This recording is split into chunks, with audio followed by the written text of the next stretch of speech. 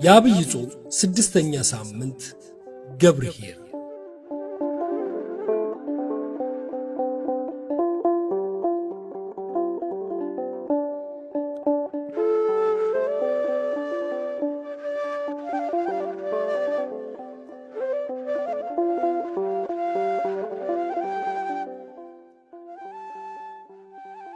ስድስተኛው ሳምንት ገብርኄር የሚል ስያሜ አለው። ገብርኄር ማለት በጎ ታማኝ አገልጋይ ማለት ነው። ስያሜው ከማቴዎስ ወንጌል ምዕራፍ 23 ከቁጥር 14 የተወሰደ ሲሆን ታሪኩም እግዚአብሔር በሰጠው ጸጋ በታማኝነት ማገልገል የሚያስገኘውን ዋጋ ያስረዳል።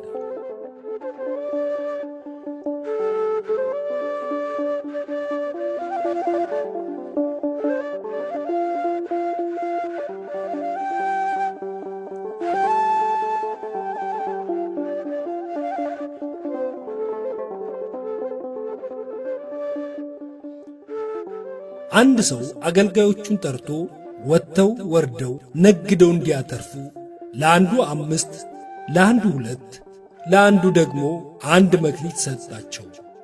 5 መክሊት የተቀበለው በተሰጠው መክሊት ነግዶ ሌላ 5 መክሊት አትርፎ 11 አድርጎ ጌታዬ 5 መክሊት ሰጥተኸኝ ነበረ፣ ወጥቼ ወርጄ 5 አትርፌአለሁ ብሎ ለጌታው አቀረበ።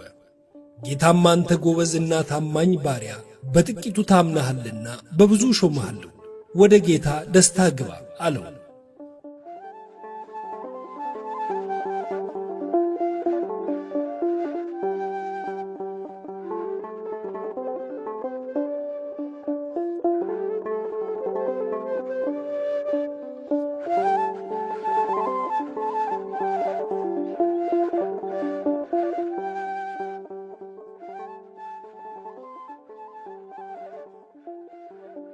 ሁለተኛ መክሊት የተቀበለውም ወጥቶ ወርዶ አትርፎ 4 አድርጎ ቀረበ። እርሱም ጌታው አንተ ታማኝ ባሪያ በጥቂቱ ታምነሃልና ወደ ጌታ ደስታ ግባ አለው።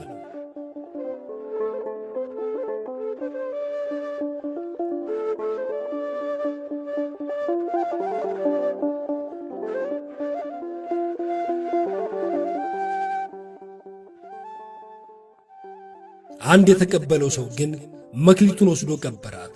ጌታው በተቆጣጠረው ጊዜም የቀበራትን መክሊት አምጥቶ አንተ ካልዘራበት የማታጭድ ካልበተንህበት የማትሰበስብ ጨካኝ እንዳልሆን ካውቃለሁ።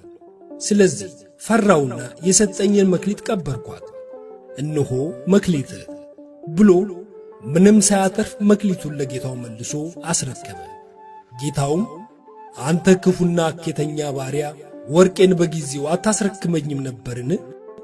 ነግዶ ለሚያተርፍ ሰጠው አልነበር?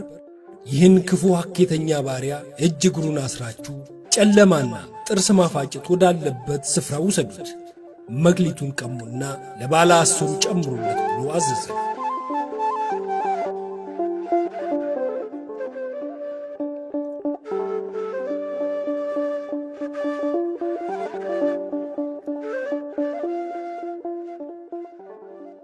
በዚህ ታሪክ እንደምናየው በተሰጠው መክሊት ያተረፈ ሰው ክርስቲያን ዋጋ አለው። በፈጣሪው ዘንድ መልካም፣ በጎ፣ ታማኝ ባሪያ ተብሎ ይሸለማል። ባያተርፍ ደግሞ ሐኬተኛ ባሪያ አገልጋይ ይባላል፣ ቅጣቱንም ይቀበላል። እንግዲህ እኛም ታማኝ አገልጋይ መሆን ይጠበቅብናል።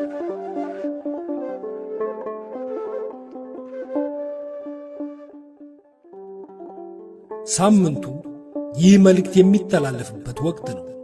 በዚህ ዘመን በመክሊታቸው የሚያተርፉ እንዳሉ ሁሉ በመክሊታቸው ወይም በጸጋቸው ዝገት እስከሚያጠፋው ድረስ የሚቀብሩ ሰዎች ናቸው። መክሊትን ወይም ጸጋን መቅበር ዋጋ የማያሰጥ መሆኑን ተገንዝበን በቻልነው መጠን ለማትረፍ መትጋትና ታማኝ አገልጋይ መሆን እንደሚገባን ከገብርኄር ታሪክ እንማራለን።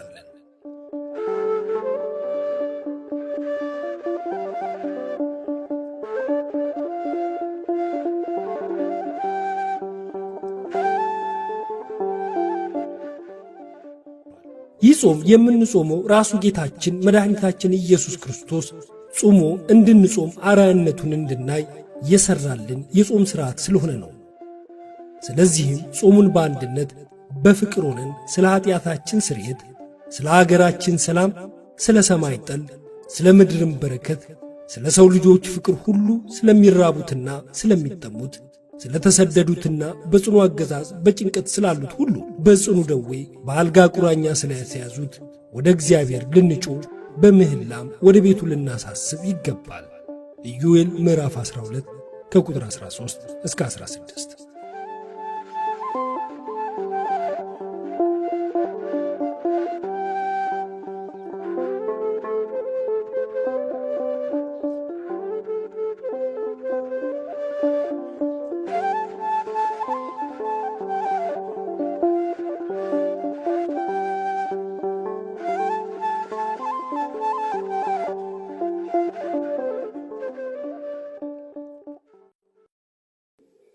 ስብሃት ለአብ ዘፈነወ ወልዶ ውስተ ማኅፀነ ድንግል ስብሃት ለወልድ ዘተሰገወ እምኔሃ ስብሃት ለመንፈስ ቅዱስ ዘቀደሳ ወአጽንዓ ወአንጽሐ።